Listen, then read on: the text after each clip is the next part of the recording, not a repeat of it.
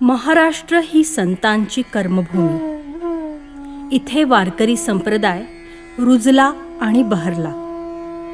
दरवर्षी आषाढीला माऊली माऊली करत ब्रह्मानंदात लीन होऊन ज्ञानोबा तुकारामांच्या पालख्या खांद्यावर नाचवत हजारो वारकरी पंढरीची वाट चालू लागतात. देहू आळंदीहून निघालेल्या पालख्या सासवड रस्त्याला लागतात. सोपान काकांना भेटायची ओढ माऊली सोबत वारकऱ्यांनाही लागलेली असते. आणि अशातच माऊलींना नतमस्तक होऊन पुढे सामोरा येतो तो सह्याद्री रांगांमधला वळणा वळणाचा उभ्या चढणीचा दिवे घाट. घाट चढणीला सुरुवात करण्याअगोदर पालख्या घटकाभर पहिला विसावा ज्या ठिकाणी घेतात तेच हे माऊलींच्या पुण्यस्पर्शाने पावन झालेलं आपलं वडकी गाव. या गावाची महती इथेच थांबत नाही. गावाची पाठराखण डोंगरावर बसून साक्षात कान्होबा कानिफनाथ करत असतात. असेल श्रद्धा ज्याचे उरी, दिसेल त्याला कानिफा मुरारी. अनेक वर्ष जिथे नाथांनी प्रखर साधना केली तोच हा कानिफगड. संपूर्ण महाराष्ट्रातून नाथ भक्त इथे दर्शनाला येतात. कानिफगडाच्या अलीकडे असलेला हा बिंडोबा डोंगर आणि त्यावर असलेल्या पांडवकालीन पाण्याच्या टाक्या गाव खूप पुरातन असल्याची साक्ष देतात.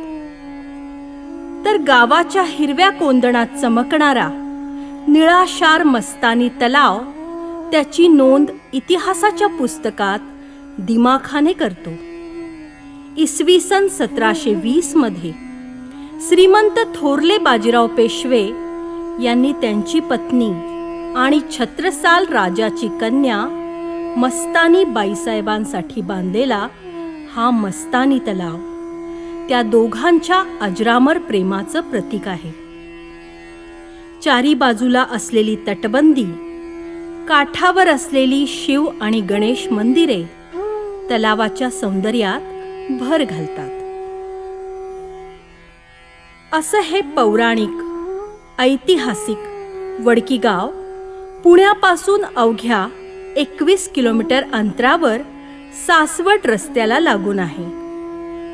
दिवे घाटाच्या पायथ्याशी डोंगराच्या कुशीत वसलेल्या या गावाची भेळ अतिशय सुप्रसिद्ध आहे. घाट चढण्याअगोदर प्रवासी इथल्या भेळेची चव चाखल्याशिवाय पुढे जात नाही. वडकी गावाचे क्षेत्रफळ 2297 हेक्टर तर लोकसंख्या सुमारे 8000 पर्यंत आहे. गावात बहुसंख्य लोक शेती करतात. नवीन युवा पिढी पुणे शहर जवळ असल्याने पुण्यात शिक्षणासाठी आणि नोकरी धंद्यासाठी जाते. गाव पुण्याच्या जवळ असलं तरी अत्याधुनिक सुविधा अजून गावात व्हायला हव्या आहेत आणि त्यासाठी गावाला हवं आहे एक खंबीर युवा नेतृत्व जे गावाच्या मुशीतच वाढलंय, ज्याला गावाच्या समस्यांची जाण आहे आणि केवळ राजकारण हा त्याचा उद्देश नसून संपूर्ण गावाचा विकास हे त्याचं ध्येय आहे. असंच एक खंबीर नेतृत्व या गावच्या मातीत जन्मलं, रुजलं आणि सेवेचं मूळ धरून हळूहळू वटवृक्ष होऊन सावली देण्यास सज्ज झालं आहे. श्री काळूराम अंकुश मोडक सर एक सेवाव्रती कर्मयोगी. 5 मे 1985 रोजी एका शेतकरी कुटुंबात काळूराम यांचा जन्म झाला. अत्यंत गरिबीच्या परिस्थितीत कष्टाने त्यांचे वडील श्री अंकुश मोडक यांनी 4 मुली आणि 1 मुलगा अशा 5ही मुलांना वाढवलं. शेती आणि दुग्ध व्यवसाय सांभाळत त्यांनी ग्रामपंचायतीचे सक्रिय सभासद म्हणून समाज उपयोगी अनेक कामं केली. असं हे समाजकार्याचं बाळकडू घरातूनच घेत सरांनी त्यांचं शालेय शिक्षण वडकी गावातल्या जिल्हा परिषद शाळा आणि नूतन महाविद्यालयातून पूर्ण केलं. शालेय जीवनापासूनच अभ्यासाची आवड, व्हॉलीबॉल आणि क्रिकेट सारख्या खेळात प्रावीण्य हे त्यांचं वेगळेपण दर्शवत होतं. छत्रपती शिवाजी महाराज हे सरांचे आदर्श. ट्रेकिंगची आवड निर्माण झाल्याने त्यांनी छत्रपतींचे 250 किल्ले सर केले. MSc पर्यंतचं शिक्षण त्यांनी हडपसरच्या अण्णासाहेब मगर महाविद्यालयातून आणि मार्केटिंगमध्ये MBA पुण्याच्या JSPM कॉलेजमधून पूर्ण केलं. शिक्षण घेत असताना गावात जाणवणाऱ्या अडचणींचं भान त्यांनी कधीच सुटू दिलं नाही. आपल्या शिक्षणाचा उपयोग समाजाला व्हावा, समाजाचं ऋण आपल्याला फेडायचं आहे, हा ध्यास त्यांच्या मनात सतत फिरत असे. गावाचं भविष्य घडवणारी युवा पिढी ही जर सृजनात्मक विचार करू लागली तर उज्ज्वल भविष्य दूर नाही, हे जाणून त्यांनी 2016 साली महम्मदवाडी हडपसर येथे युनिव्हर्सल अकॅडमी सुरू केली. 11वी आणि 12वीच्या विद्यार्थ्यांसाठी कोचिंग क्लास ते या माध्यमातून घेत असत. अनाथ मुलांना मोफत प्रशिक्षण, हुशार विद्यार्थ्यांना फीमध्ये सवलत देऊन त्यांनी विद्यार्थ्यांमध्ये शिक्षणाची आवड रुजवली. वडकी गावामध्ये कानिफनाथ तरुण मंडळाची धुरा अध्यक्ष म्हणून त्यांनी सांभाळली आहे. शिवजयंती व शिव आख्यानातून घरोघरी छत्रपती शिवराय पोहोचावेत हा त्यांचा प्रामाणिक उद्देश यामागे आहे. गणेशोत्सव, रक्तदान शिबिर, वृक्षारोपण कार्यक्रम असे अनेक सकारात्मक उपक्रम त्यांनी आयोजित केले. युवा पिढीला खेळाचं, व्यायामाचं महत्त्व कळावं म्हणून क्रिकेट आणि व्हॉलीबॉल या खेळाला कायम प्रोत्साहन दिलं. अनेक तरुणांना व्यावसायिक मार्गदर्शन ते सतत स्वतः करतात आणि नवीन नवीन उद्योगधंद्यांसाठी युवकांना प्रेरित करतात. फक्त युवाच नाहीत, तर गावातल्या वृद्धांविषयी त्यांना विशेष कणव आहे. वृद्धांना मदत करणं, गरिबांची सेवा करणं हे स्वप्न उराशी बाळगून त्यांनी आधार सामाजिक संस्थेची स्थापना केली. भविष्यात वृद्धांसाठी वृद्धाश्रम सुरू करणं हे त्यांचं उराशी बाळगलेलं एक स्वप्न आहे. स्वतः सर पर्यावरण प्रेमी असल्याने आधार संस्थेच्या माध्यमातून गावात ज्यांचा वाढदिवस असेल त्यांच्या हातून एक झाड लावण्याचा अभिनव उपक्रम ते पार पाडत असतात. विद्यार्थी व नोकरदारांची अडचण ओळखून फुरसुंगी बस सेवा सुरू व्हावी यासाठी ते प्रयत्नशील आहेत. कोविड काळात शेतकऱ्यांचा माल पडून खराब होऊ लागल्यावर कोविडचे सुरक्षेचे सर्व नियम पाळून त्यांनी गावात शेतकरी ते ग्राहक अशी भाजी मंडई सुरू केली. त्यामुळे सगळ्यांनाच ताजी भाजी मिळू लागली आणि अनेकांना रोजगाराची संधी गावातच मिळाली. अशा या आगळ्या व्यक्तिमत्वानं गावच्या तरुणाईच्या आग्रहाखातर गावच्या विकासासाठी सक्रिय राजकारणात सहभाग घ्यायचा ठरवला आहे. येत्या ग्रामपंचायतीच्या निवडणुकीत त्यांनी आपली सुविद्य पत्नी सौ कावेरी काळूराम मोडक यांच्या नावे उमेदवारी अर्ज दाखल केला आहे. ज्याप्रमाणे शंभू सोबत त्याची पार्वती, तशी सरांसोबत कावेरी वहिनी. पुण्यातून पदवीपर्यंतचं शिक्षण पूर्ण केलेल्या वहिनी माजी सैनिकाच्या कन्या आहेत. देशभक्तीचा वारसा रक्तातून मिळालेल्या वहिनी लग्नानंतर सरांच्या खांद्याला खांदा लावून त्यांच्या कार्यात पूर्णपणे सहभागी आहेत. भविष्यात गावासाठी सरांच्या अनेक अभिनव योजना आहेत आणि गावच्या लोकसहभाग व सहकार्यामुळे 5 वर्षात त्या पूर्ण करण्याचा दृढ संकल्पही सोबत आहे. दळणवळण चांगले असेल तर विकासाला गती मिळते. हा विचार मनात धरून सर्वप्रथम मी वडकी गावामध्ये प्रशस्त रस्ते, त्या रस्त्यांच्या दोन्ही बाजूला झाडे, रस्त्यांना व्हाईट मार्किंग, रस्त्यांच्या बाजूला रिफ्लेक्टर, त्याचबरोबर धोक्याच्या ठिकाणी रेड सिग्नलिंग करण्याचा माझा दृढ संकल्प आहे. गावामध्ये पिण्याच्या पाण्याचा खूप मोठा प्रश्न आला होता.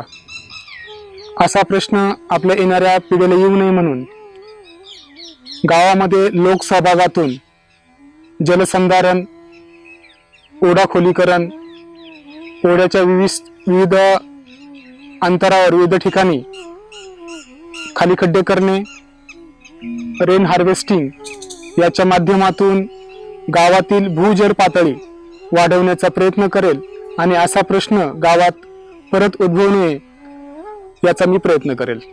कालिपनाथ पायथा ते कालिपनाथ मंदिर इथे पुण्यातील सर्वात पहिला रोपवे उभारण्याची आमची योजना आहे. तसेच वडकी गावचे नाव तर होईलच, पण भक्तजन व पर्यटक वाढून गावाला रोजगार निर्मिती मिळेल.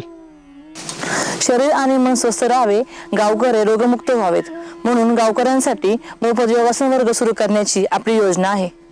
आपल्या वडकी गावातील नवीन महादेवा मंदिरा शेजारी छत्रपती शिवाजी महाराजांचा आशीर्वाद पुतळा उभारणार आहे.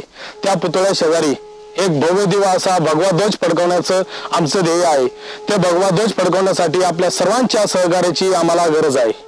गावातील महिलांना रोजगार मिळावा व ते आत्मनिर्भर व्हाव्यात याकरिता विधवा व गरजू महिलांना व्यावसायिक प्रशिक्षण देऊन त्यांना त्यांच्या पायावर उभं करण्यात येईल.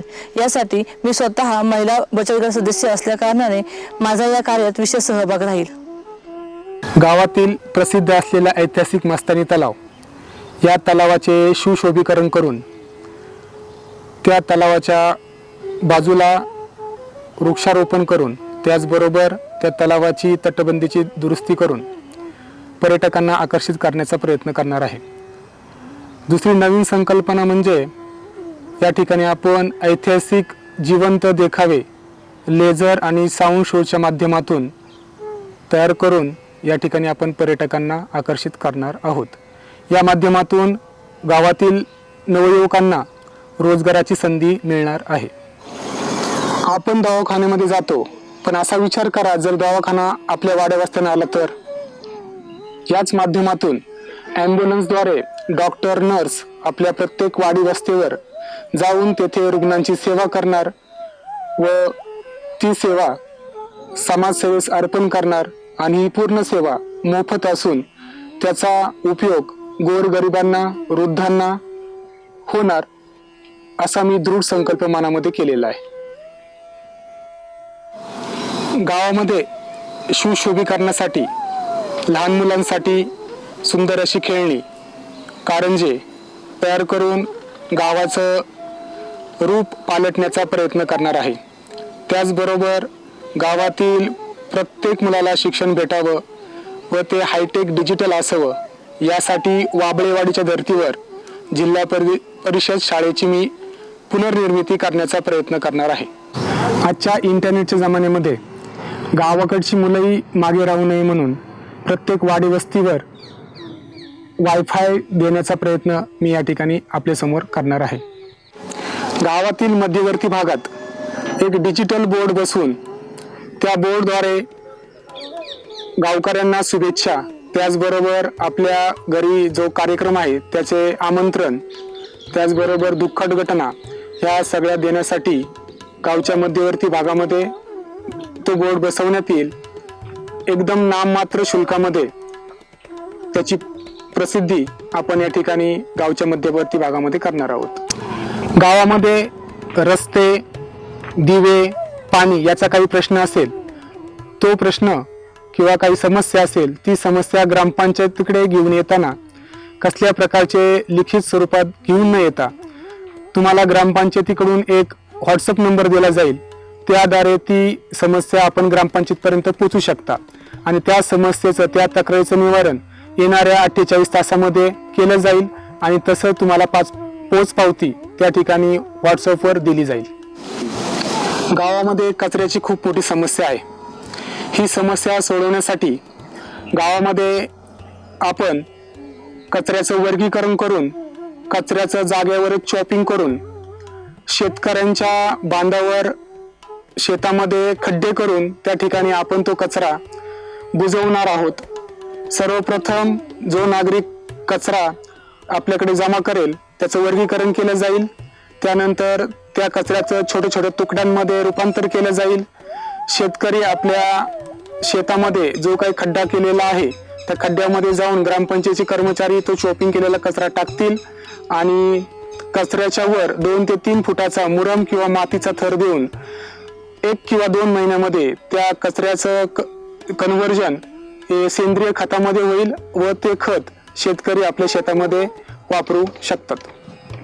वडकी गावातील सर्व विकास कामांसाठी युवकांना सम्मिलित करून गावामध्ये पर्यटन समिती, शिवपुतळा निर्माण समिती, भाजी मंडई समिती आणि आरोग्य समिती ह्या सर्व तयार करून पुढील भविष्यात गावात सुजाण नागरिक तयार करण्याचा प्रयत्न मी करेल. गावामध्ये भरपूर व्यक्तींनी सामाजिक काम केलेलं आहे. ते काम लोकांपर्यंत पोहोचवण्यासाठी त्यांच्या जीवनावर चित्रपट तयार करणार आहे आणि तो चित्रपट त्यांचं काम लोकांपर्यंत पोहोचवण्याचा प्रयत्न करणार. वडकी गावातील प्रसिद्ध असे पालखी तळ. या पालखी तळावर दिवे घाटात विठ्ठलाची वामंगी असणारी रुक्मिणी, या रुक्मिणी मातेची भव्य दिव्य अशी मूर्ती प्रस्थापित करण्याचा माझा मानस आहे. वडकी गावातील सगळे ग्रामस्थांच्या संमतीने या ठिकाणी आपण वडकी गावची वेबसाईट तयार करणार आहोत.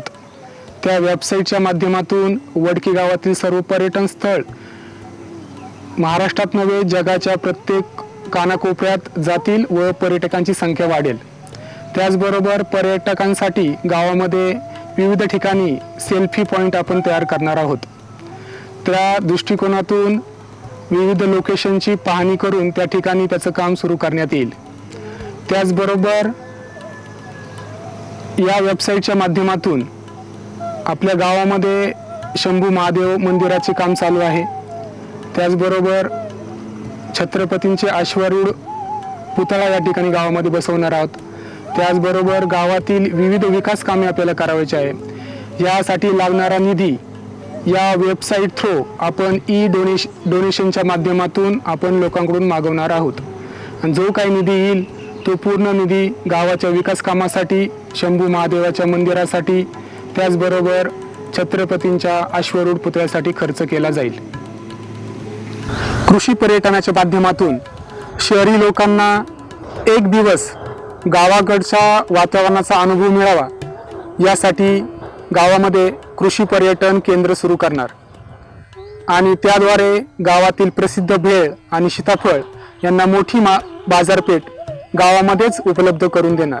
जगाच्या प्रत्येक कानाकोपऱ्यापर्यंत वडकी गावची प्रसिद्ध भेळ व सीताफळ पोचेल यासाठी त्याची मार्केटिंग करणार. वडकी गावच्या सर्व विकास कामातून जो काही निधी गावास मिळेल तो सर्व निधी गावच्या नवशंभू महादेव मंदिराच्या निर्मितीसाठी व छत्रपती शिवाजींच्या अश्वारूढ पुतळ्यासाठी सुपूर्द केला जाईल. अशा अनेक योजना घेऊन श्रीयुत काळूराम मोडक सर आणि सौ कावेरी मोडक वहिनी आपल्या सेवेला सज्ज आहेत. नवीन विचारांचे प्रगतिशील गुणी युवा नेते मोडक सर यांच्या आणि वहिनींच्या श्रीनाथ ग्रामविकास पॅनलला बहुमताने विजयी करा आणि गावच्या विकासाच्या आणि समृद्धीच्या दिशेने एक पाऊल पुढे टाका. शुभम भवतु.